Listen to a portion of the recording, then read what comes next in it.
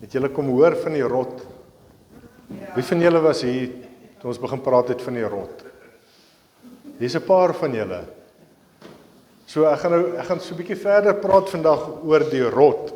Nou die rot waarvan ons praat is 'n ding wat ons geluister het van Dr. David Gibbs van die rot in die dak. Hy en sy vrou het 'n plot gekoop en ek gaan gou vinnig deur dit hardloop net 'n recap. Hulle het 'n plot gekoop en toe hoor hulle in die dak hier so 'n rot. En maar hy sê die rot is so groot, jy hoor sy voetstappe soos hy dit op die ceiling neersit. Hoor jy elke voet wat hy neersit. Hy sê hulle bel toe exterminator en die ou kom en hy sit eers sy valletjies, kom sit hy uit. 2 dae later kom hy terug, hy klim in die dak. Hy klim uit, hy sê jy gaan nie glo nie. Daai rot het die valletjies opgevrete. Hy het die hout opgeëet. Hy weet nie wat, volgende ding is gif. Hy kom sit gif in die dak, 2 dae later kom hy terug. Klim in die dak. Hy sê jy gaan nie glo nie. Die rot het die gif geëet en hy loop nog rond. Hy sê toe die volgende opsie is een van die laastes wat ek gebruik. Hy sê ek het 'n kat. Ek gaan die kat in die dak sit om hierdie rot te kom uitsorte. Hy sê maar die exterminator kom daar met die kat aan, maar dis 'n vicious kat. Die een oor is afgeskeer, hy het so sny oor die gesig en alles. En hy sit die kat in. 2 dae later kom hy terug. Klim in die dak, hy klim uit, kom hy met die kat. Hy sê gaan nie glo nie, die rot het die kat doodgemaak. Hy sê maar die rot is so groot, sonder sy stert. Net sy lyf is so groot. Dis 'n vicious rot. Hy sê wel die laaste opsie is om die rot te skiet. Klim in die dak met die geweer. Hy sê daar gaan skade wees. Hy sê ons gaan pype raak skiet, ons gaan elektriese kabels dalk raak skiet, gate in die ceiling skiet, gate in die dakteels. Hy sê as reg het moet gedoen word. Hy klim in, kwak, hoor die skote gaan te keer, die ou klim af. Hy vra nee, gee net vir my 'n slukkie water asseblief. Hy drink 'n bietjie water, hy klim terug in die dak. Kwak, gaan die skote weer af. En eventually kom hy uit met die rot, mors dood. Exterminator sê vir hom, I never had such a difficult case. But the choice is obvious. You either get used to living with it or you need to take drastic steps. En waarvan ons praat is hoogmoed en trots. Dis soos hierdie rot met hierdie lang tande in 'n ou se lewe. Wanneer trots en hoogmoed in jou lewe inkom, oorheers dit. En dit kom nie net sommer weg nie. Jy gaan dit nie net een keer daarvoor bid of dit bely en is klaar nie. Dis 'n proses. Nou ons gaan praat oor die sonde van hoogmoed. Nou daar is 2 verskillende trots. Daar's 'n verskil tussen die soort trots wat God haat, volgens Spreuke 8:13 en die soort trots wat ons voel as ons sukses behaal het. Ek en jy werk hard om goeders te bereik. En ons kan trots wees op dit, op prestasies, wanneer dit sport is of wat ook al dit is. Kan ons trots wees op dit wat ons bereik het, maar daai trots van ek is waar die sonde inkom. Psalm 10 vers 4 lees ons, neus in die lig sê hy, God vra tog geen rekenskap nie. In al sy planne is daar geen plek vir God nie. Die nuwe lewende vertaling sê, hierdie bose mense is te trots om God te soek, en al sy beplanning is daar geen plek vir God nie. So waaroor gaan hierdie trots? Dit gaan oor ek. Dit gaan oor my. Nie dit wat die Here vir my gegee het en die erkenning vir die Here te gee nie. Wat soek God van ons? Nederigheid. God sê hy weerstaan die trotse en hy sy oor is gerig op die wat nederig is. Die wat arm van gees is die ouens wat besef, geestelik is ons bankrot. Ons het niks uit onsself uit nie. Ons is totaal en al afhanklik van God. Dis die nederigheid waarvan die Here hier praat, om te weet, ek en jy kan nie uit ons eie met ons prestasies en God se teenwoordigheid kom nie. Ons kan nie sê, joh, maar ek lees elke oggend my Bybel en ek bid vir elke oggend 3 ure lank nie. So, ek kan na God toe gaan, want ek is alright. Ek sondig nie, opwees sondes nie, ek het klaar gekry met drank en wat ook al en so aan. Nee. Jesus Christus alleen, net deur hom, nie deur wat ek en jy doen nie. Ons kan nie hoogmoedig wees op die dinge wat ons doen nie. Om sonde te erken en te bely dat ons nie in eie krag iets kan doen om 'n ewige lewe te verkry. Trotse mense kom op 'n punt en ek is okay. Nederige mense besef in alles en vir alles het ons vir Jesus nodig en ons kan net deur hom tot die Vader gaan. Reg deur die Bybel word daar gepraat van die gevolge van trots. Spreuke 16 vanaf vers 18, op hoogmoed volg ondergang, op selfverheffing volg die val. Liewer een fout saam met nederiges as om saam met hoogmoediges van roof te lewe. Eerder eenvoudig. Vriend van my Flip sê altyd plain en simpel. Eerder wil ek net plain en simpel wees as aanstellerig en vol van myself. Hoekom is trots so groot sonde? Trots gee ons die krediet vir iets wat God behaal het. Ons vat dit en ons maak dit ons en ons sê dis ons. Trots vat die eer wat God alleen toekom en ons hou dit vir onsself. Trots is hoofsaaklik selfaanbidding. Dis 'n harde een, hè? Selfaanbidding. Enigiets wat ons in hierdie wêreld bereik, sou nie moontlik gewees het as God ons nie die vermoë gegee het nie. Daai fancy bike wat jy ry, daai smart huis wat jy inbly, die Here het jou gebless met dit, daai goeie werk wat jy het, met daai mooi groot salaris, die Here het dit vir jou gegee, en in 'n oomblik kan die Here dit wegvat, né? Jou gesondheid, die Here het dit vir jou gegee. Niks wat ons het, is uit onsself nie. Alles uit genade deur God in ons gegee. Mense is skuldig aan hoogmoed wanneer hulle so seker is van hulle eie vermoëns dat hulle feitelik geen respek vir God of sy medemens toon nie, want alles gaan net oor hulle. Net oor hulle. Ek worry nie oor die mense om my nie, solank ek okay is. 1 Korintiërs 4 vers 7 sê, wie maak jou so belangrik en wat besit jy wat jy nie ontvang het nie? As jy dit dan ontvang het, waarom stel jy jou so aan asof jy dit nie ontvang het nie? Die Here het ons gebless met hierdie goeders. Hier sê die woorde dit vir ons duidelik, maar ons kom stel ons aan oor ons fancyheid en ons besittings en dit wat ons achieve het. Weet julle wat lei gewoonlik die meeste onder hoogmoed en trots? Nou, ek dink dis waar ons amper gestop het. Wat lei die meeste onder hoogmoed en trots? Vriendskappe, verhoudings. Want ek bereik 'n sekere status in die lewe, dan is dit nou nie meer okay om saam met Jaco en Deedrey te meng nie. Hulle is so 'n bietjie benede my. Ons moet nou 'n bietjie met ander klas, ons moet nou met Chris hulle meng of so iemand. Ons moet 'n bietjie die status optel, né? Ons verhouding en ons vriendskappe kry gewoonlik die swaarste. Ons het gepraat van Spreuke 6 vers 16 wat sê, die Here haat 6 dinge, nee daar's 7 waarvan hy afskei het. Oë wat straal van hoogmoed, 'n tong wat lieg, hande wat met bloed bevlek is, gedagtes wat met komplotte besig is, voete wat net een koers ken, die van die kwaad, 'n getuie wat lieg en iemand wat rusie stook tussen broers. Heel bo in die lys, wat was heel bo in die lys? Oë wat straal van hoogmoed. Dis die eerste ding wat die Here haat. Dis sommer heel bo in die lys. En hoeveel hoogmoedige mense ken jy? As jy gou so vinnig dink, ken jy hoogmoedige mense? Ja. Wanneer laas het jy bietjie in die spieël gekyk na jouself? Is jy nie ook een nie? Nee? Ja, dis bietjie want ek moes dit met myself doen. Want die Here praat met my ook oor dit. Want daar sekere areas en dinge in my lewe waaroor ek hoogmoedig is. En die Here het met my gepraat ook deur hierdie boodskap. En dieselfde vir julle. Hierdie is 'n spieël vir julle en vir my vanoggend om te kyk, waar is ons?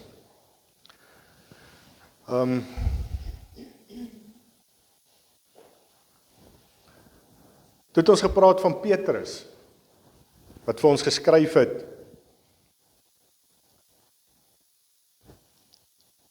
en gesê het van dit, nee, laat ek gou hierso kyk, ekskuus julle.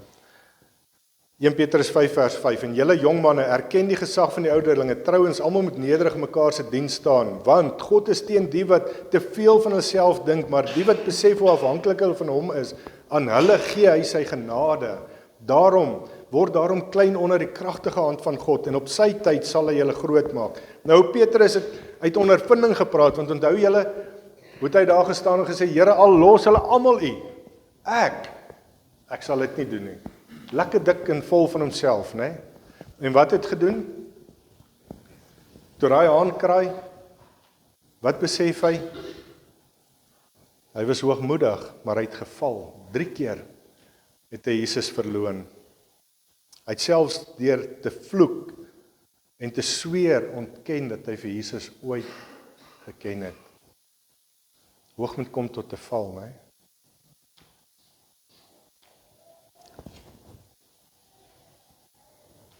Trots is nie net 'n lelike eienskap wat ons in hoogmoedige mense sien nie. Trots is iets baie erger as dit. Dit is lewensgevaarlik, want dit skei ons van God. Want ek is okay. Ek het nie die Here in my lewe nodig nie. Ek dink veral met die manne. Want ons werk hard, ons beskerm, ons doen dinge, ons vat wat ons wil hê, ons werk. Ons is te trots om te erken en te sê, maar ons het God nodig. Ons is te trots om te sê, ek submit onder die Here, en daar's iemand wat in 'n hoër gesagsposisie aan as ek is. Om op 'n punt te kom om te sê, Here, ek is niks. U is alles. Sonder U kan ek niks doen nie. Tyd toe ons tot bekering gekom het, Deidre het eerste tot bekering gekom, ons is daar op die plaas en daar het 'n paar dinge gebeur, geestelike dinge in die geestelike riekalm, aanvalle en dinge wat gebeur het, en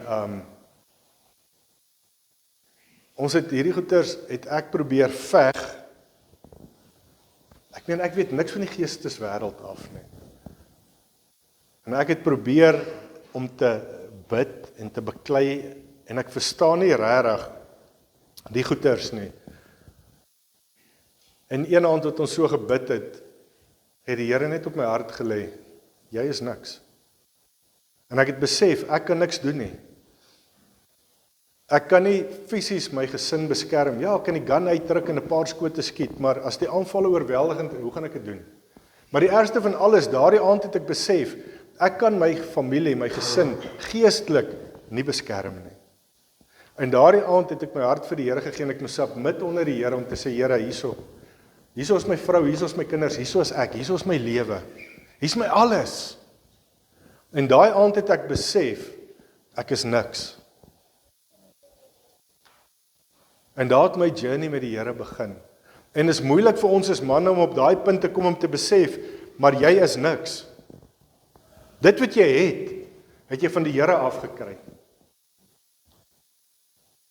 Ek en jy is tot niks in staat as dit nie deur Christus Jesus is nie. Absoluut niks. Maar ons trots en ons hoogmoed, want ons vra nie vir aanwysings langs die pad nie. Nee, ons sal daar uitkom, ons ry net 'n scenic route hierdie keer. Nee man, stop en vra vir die mense, waartoe gaan ons? Net in die Kaap rigting vra nie. Hulle vertel vir jou allerhande lang paai, jy kom nooit daar uit nie. Maar dis hoe ons trots is. Ek meen, ons is nie eens bereid om te vra nie. Ons sukkel met 'n ding by die huis. Ek sal hom breek en ek sal 'n nuwe ene gaan koop, maar ek sal nie vir Jan bel en vir hom sê, Janeman, kom help my net gou nie, jy ken hierdie goeters nie. So en dan kom dit by die Here, dan kom dit by die geestelike goeters. Dan is ons te trots om te sê, Here, help my, ek het U nodig. En dit skei ons van God. Want ons erken nie ons het hom nodig nie.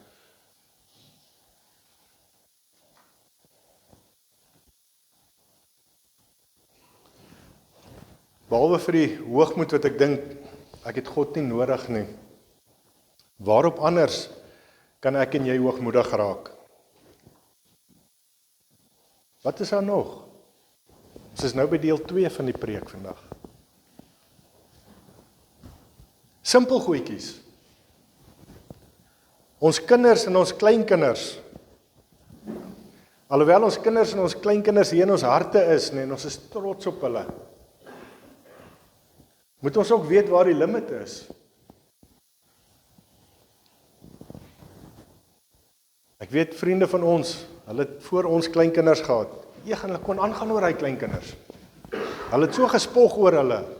Dit was 'n irritasie as hulle begin praat van hulle staan op en loop. Toe kry ons kleinkinders. Ons het die beste kleinkinders. Ons het die awesomeste kleinkinders. Maar ook moet ons pas op, laat ons nie spog oor hulle en hoogmoedig word, laat dit ander mense irriteer nie. Want dit gebeur baie maklik, né? Wat van ons eie skoonheid, ons liggaamsbou? Ons so loop en ons stamp aan al die klein oudjies, né? Ja, want dit gebeur. Hoeveel keer het jy al gesien op die kleiner manne word hulle geboelie? Baie. Is dit net grappies? Nee, dis nie net grappies nie, want dit is nie lekker vir hulle altyd nie, om so geboelie te word nie. Hulle lag maar saam met dit. Maar is dit omdat jy 'n bietjie hoogmoedig is en afknourig voel en sê maar, check my muscles man, gym nie verniet nie. Nie myne nie, ek gym nie, sorry. Wat van jou bekwaamhede? Hierdie ons het so op die agterwiele kan ry. Maar hierso by ons is nie van hulle in die kerk nie. Hoekom sak van die ouens so laag in die stoele? Dis great. Ek het dit probeer met 'n fiets toe ek op skool was. Elke keer dan flip hy onder my en dan lê ek in die grond. Dis great as jy dit kan doen en hoe jy kan baie kry. Maar raak dit hoogmoed in jou lewe? Laat jy ander mense sleg voel daaroor, breek jy hulle af? Ag, jy kan nie man, wat weet jy? Kom ek wys jou. Nee. Wat van 'n rykdom? Hoe vinnig maak geld ons hoogmoedig? Ons kyk af op ander mense. Dan wil ek weer vir jou vra, dit wat ons net nou gelees het, wat het jy wat God nie vir jou gegee het nie? Jou rykdom, jou werk, jou klere, jou ras. Is ons hoogmoedig oor ons blank is? Kyk jy neer op ander mense? Daaroor? Wat van jou besittings, jou groot huis? Nee, ek gaan nie daar by Jaco hulle kuier nie. Daai huis van hulle is darem maar 'n bietjie klein, jong. Ek is gewoond aan 10 slaapkamers, staan 9 van die week, is alright. Dan 'n moeilike ene, 'n baie lelike ene, geestelike hoogmoed. En baie Christene val vir hierdie ene, baie. Dis wanneer jy dink dat jy meer gevorderd is, dat jy meer geregverdig is, dat jy heiliger is as ander mense. Hoeveel keer hoor ons van mense wat sê, Christus is 'n verskriklike sterk gelowige of 'n hoog gelowige of so iets. Ons plaas mense op pedestals. Het jy jouself op 'n pedestal gesit? Met jou geestelike verhouding met die Here? Kyk jy af op ander mense? Wat hakel as hulle bid? Wat volgens jou dom vrae vra?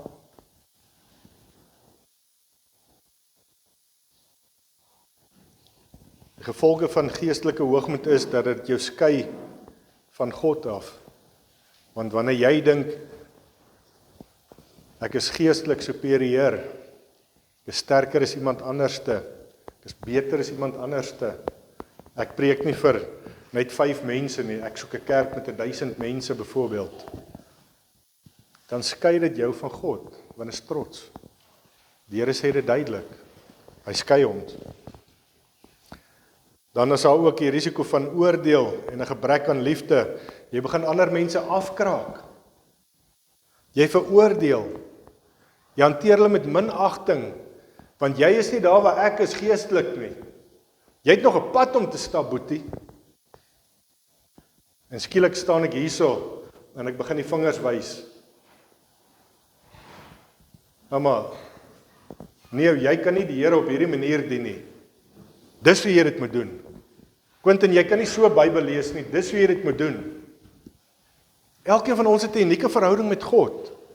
Elkeen stap 'n ander pad met hom. Elkeen werk op 'n ander manier. Omdat ek in die oggend 'n uur bid, is dit nie te sê ek moet nou hoogdaverend wees en vir Herman sê, Herman, daai halfuur van jou in die oggend is nie naby genoeg nie. Ek veroordeel. Ek breek mense af. Waar's my liefde? In steede van as iemand sukkel om te bid, om te sê, hoorie Boeta, kom ek bid saam met jou, kom ek help vir jou. Want vir my is dit ook moeilik. Ons almal gaan deur ups and downs, ons gaan deur woestyntye, ons gaan deur seisoene in ons lewe. As jy jouself kom kry, dan sukkel jy weer om te bid. Moenie mekaar met minagting hanteer nie. Dan slaan ons geestelike blindheid. Jy dink jy het alles bereik en jy benodig nie om meer te groei nie. En dit is vir my 'n verskriklike ding. Ek het 'n kleintjie dood oor dit. Daar val die kleintjie.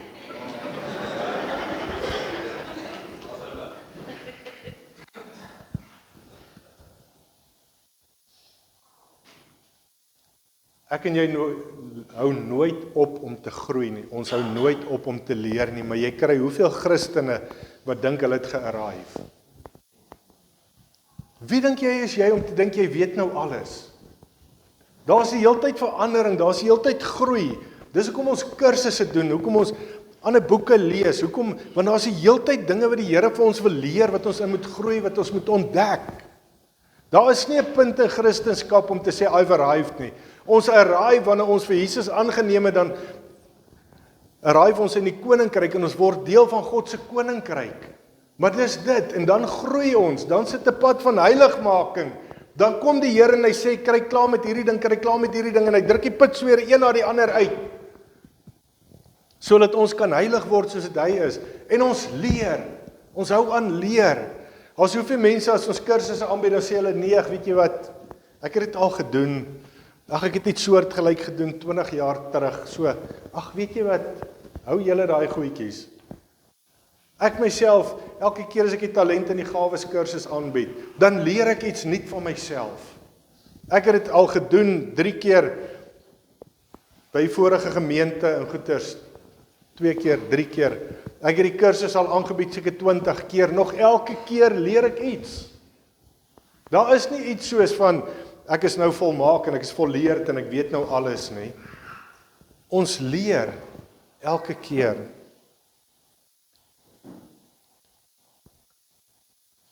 En wanneer ek en jy dink ons het hierdie punt bereik van ons weet nou alles, dan sien ons nie ons swakhede raak nie. En dis die gevaar. Want ons het swakhede, elkeen van ons. En partykeer verander dit. Dieselfde soos met die hoogmoed. Skielik kry jy bevordering by die werk en jy het nou van 'n appie gespring na 'n manager of 'n ingenieur toe of whatever toe. En skielik het jy hierdie sakke vol geld. En dan kom hoogmoed. Kyk jy af op mense, dan sien ons nie ons eie swakheid nie. Dan leer ons nie meer uit dit uit nie. Skering in groepe. Trots veroorsaak rusie, jaloesie en gevegte tussen gelowiges en breek eenheid af. Hoeveel van die gevegte tussen Christene en enige iemand is oor trots en hoogmoed? Ek is nou 'n bietjie next level. Ek ry nou nie meer Suzuki nie, ek het nou 'n BMW gekoop, so nou, julle ouens met die Suzuki's, maak seker julle ry agter, hè? Sulke simpel goedjies, né? Maar dit breek eenheid af. So waarteen moet ek waak? Maak seker jou woorde is nie afbreekend of manipulerend nie. Voel dit of mense jou dinge skuld of moet teruggee? Voel dit of mense jou skuld? Mense moet vir jou dinge teruggee. Want ek het jou darm na die Here toe gelei. Of ek het darm vir jou 'n bord kos gegee gisteraand, of ek het darm vir jou baie tyre gekoop. Jesus het alles onvoorwaardelik gegee. Mense hoef nie aan jou rekenskap te gee nie. Pas op vir skuld. Hoogmoed soek altyd, onthou ons het nou gepraat daarvan ook. As jy moet sommetjies maak om 'n nuwe kar te koop, en ek gaan nou so 2 pakkies sigarette minder 'n week rook en 'n bottel brandewyn minder koop en dalk net so 1 steak op 'n naweek eet en nie meer 3 nie, dan kan jy nie daai kar bekostig of daai bike nie. Pas op vir skuld met hoogmoed saam, want wanneer ek en jy hoogmoedig raak, dan soek ons die nuutste bike, ons soek die grootste kar, ons soek die mooiste huis, ons soek die duurste klere en ons gaan maak skuld. Dis nog 'n ding van hoogmoed. So wat is die oplossing vir hoogmoed en trots? Om nederigheid te kweek vereis 'n doelbewuste verandering in jou ingesteldheid en daaglikse gewoontes. Ek en jy moet op 'n punt kom om te besef, ek is hoogmoedig. Gaan tot huis toe wanneer jy nou daar by die huis kom, gaan staan voor die spieël. Kyk jouself in die oë. Vra Here, wys my, in watter areas van my lewe is ek hoogmoedig? Miskien is jy manne teenoor jou vrou hoogmoedig. En jy voel sy skuld jou. Sy moet maar net. Sy is nie minder in hierdie verhouding. Nee, die rolle is verskillend.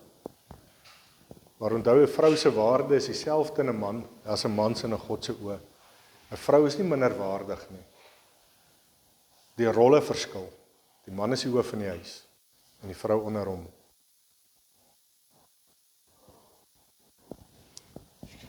Erken dat jy nie volmaak is nie. Vra vir die Here, voortdurend, Here help my. Here help my. Bely en erken teenoor die Here, ek sukkel met hoogmoed. Van julle wat nou weet al, ek het julle vertel, daai 1 jaar toe ons van Namibië af kom, voor ons teruggekom het oor die grens, lê die Here op my hart, ek moet my eie ek begrawe. En ek het daar gestop en 'n klippe gekry en ek het daar my eie ek begrawe en gebid en vir die Here gesê, daar is hy, dis klaar. Toe ons oor die grens is, 5 kilos verder, toe kan jy sien ons is terug in Suid-Afrika, toe die nasionale blom lê die hele wêreld vol, plastiek sakke oralste. En onmiddellik is ek opgeruk, en ek is kwaad, want kyk hoe lyk ons land, en die eie ek staan op, en ek moet hom kruisig. En dan beweeg ons hier in die dorp, dan vererg ek my oor iemand wat voor my in ry en ek praat in tale met hom en al sulke goeters. Wat het gebeur? Die eie ek. Die eie ek het opgestaan. Dan moet ek repent. En dan bel iemand met 'n behoefte en dan onmiddellik, ag, maar weet jy wat, ek is nie lus vir jou nie. Dis 10:00 in die aand. Wat het gebeur? Die eie ek. En dan elke keer dan sien ek daai grafie daar in Namibië. En dan sien ek hoe staan daai ek uit daai graf uit op. En dan kom hy terug. En dan moet ek weer gaan en vra, Here asseblief, ek kruisig hierdie eie ek. Ek sit hom terug in daai graf. Daar waar hy hoort. Want dis nie my ek wat lewe nie, maar U wat in my lewe. Daai hoogmoed, daai trots wat elke keer opkom. En elke keer as dit opkom, vra hom verskoning, vra Here asseblief, Here vergewe my. En as jy teenoor iemand hoogmoedig opgetree het of manipulerend of lelik was, vra hom verskoning. As dit teenoor jou vrou was, as dit teenoor jou kinders is, ouers, ons kinders is human beings, hulle is wesens geskep deur God. Hulle is kosbaar. Hulle is nie jou vloerlap nie. Hulle is nie daar dat jy jou bye kan uithaal op hulle nie. Ek en jy met ons kinders of hulle 'n maand oud is en of hulle 50 jaar oud is, met respek hanteer. Dieselfde respek wat ek en jy verwag van hulle af, moet ons hulle ook mee hanteer. Praktiese stap om nederigheid te kweek. Erken jou swakhede. Vertel vir die Here, Here, ek weet, ek sukkel met hierdie. Ek erken dat ek bely dit, Here, help my met hierdie swakhede in my lewe. Here, U ken my tekortkominge. Ek bring dit voor U, Here, kom help my met dit. Luister meer as wat jy praat. Meeste van ons het 'n probleem. Want dis jare en jare en jare en jare en jare en jare. Ons hou nie op nie. Wanneer werk die goeters vir 'n slag? Julle ken daai ding van ons het 2 van die en 1 van die, so jy moet 2 keer meer luister as wat jy praat. Maar ons doen dit nie. Ons praat net, ons spog oor ons dinge, ons vertel van ons dinge. Mense moet tog net hoor van ons goed. Wanneer sit ek en jy en luister na iemand anderste? Luister en hoor wat daai mense sê. Veral ons kinders. Wat van om bietjie na iemand anders se opinie te luister, na sy mening te luister, in steede van om jou nou af te druk? Want ons doen dit ook. Ek doen dit. Ek het met baie dinge het ek vooropgestelde gedagtes en planne klaar. Nee, wat Boets kom maar praat hierso. Ek hoor niks wat Boets sê nie. Dit gaan net verby. Want ek weet wat ek wil hê. Ek dink ek weet wat die regte ding is. Is dit? Nee, dalk nie. Maar is hoogmoed, dis trots. Om nie te luister na ander mense se opinies nie. Dien ander mense prakties, doen take wat minderwaardig lyk sonder om 'n dankie sê te verwag. Manne gaan was die skorrelgoed by die huis, maak die bed op. Herman, nee, jy gaan nie brand nie, hoor? Sorry. Ek sien jy kyk so verbaas na Santi. Doen iets wat minderwaardig is. Sonder om te, as jou vrou nie daar by die huis kom en sê, "Ja, Herman, dankie dat jy skorrelgoed gewas het, ek waardeer dit." As sy niks sê nie, sê sy niks. Moenie daar staan en wag by die sink. Ja, Jan, het jy gesien? Nee. Aanvaar teregwysing. Luister na kritiek sonder om dadelik jouself te verdedig en kwaad te word. Hoe sukkel ons met die ene, né? Vir al die manne, ons wil nie tereggewys word nie. Veral as ons vrouens vir ons sê, jy was nou nie reg gewees nie. Aanvaar teregwysing. Want as ons gaan sukkel om dit van mense te aanvaar, gaan ons sukkel om dit van die Here ook te aanvaar. Wanneer die Here vir ons teregwys. Bely jou foute vinnig, sê jammer sodra jy besef, sonder om verskonings uit te dink. Het jy al gesien as 'n spiek op jou aftrek? En jy het 'n vinnig gery, né? 'n verkeersbeampte. Hoeveel lang stories het jy? Ja, maar ek het nie die bordjie gesien nie. Jammer. In steede van net, ek is jammer, skryf 'n boete dat ek gaan. En in soveel areas van ons lewe is dit dieselfde. Ons het verskonings. Sê net jammer. Vergewe my. En kom ons gaan aan. Nee, riddel, ons betaal nie. Nee. Stel ander se belange hoor. Dink aan wat goed is vir ander, nie net aan jouself en jou eie gewin nie. Ons doen alles vir ander mense solank ek iets uit kan skoor. Nee? Wat van jy hoef nie te skoor nie? Wat van jy gee net? Dis oké. Bevoordeel iemand anderste. Hoekom moet ek en jy altyd ietsie kry? 'n Kommissietjie maak op 'n ding of wat ook al. Onthou die bron van jou talente, erken dat al jou vermoëns, sukses en gawes geskenke van God is, nie jou eie verdienste nie. Dit wat jy kan doen, dit wat jy achieve, dit wat jy bereik, hoe mooi jy sing, wat jy ook al doen. Dank die Here daarvoor. Jou suksesvolle besigheid, dank die Here daarvoor. Selfkruisiging. Jesus sê ons moet elke dag ons kruis opneem en hom volg. Ons woorde en gesindhede moet dus aan hom oorgegee word. Elke oggend as ek opstaan, Here, ek kruisig myself. Kom vul U my Heilige Gees, kom lei U my. Ondersoek gereeld jou eie hart. Vra jouself, het ek hoogmoedige woorde gespreek? Was ek hoogdaverend teenoor iemand gewees? En as daai goeters opkom, werk daaraan om dit te verander. Moenie jouself regverdig nie. Ja, maar dit was nodig. Nee, dit was nie. As die Gees van die Here dit in jou hart lê, dat jy verkeerd was, erken dit, bely dit, maak dit reg. Nederigheid, bid dat die Here jou hart nederig sal maak, sodat hy meer in jou lewe kan word en nie diself nie. Die Here beloof wie homself verneder, sal op die regte tyd verhoog word. Here, help my, want ek en jy kan nie, uit ons eie uit nie. Dis in ons. Dis in ons. Daai eie ek, elke dag. Is moeilik om op 'n punt te kom en te sê, dis nie ek nie. God is alles in my. Nie meer ek nie, is nie ek wat lewe nie. Maar hy in my.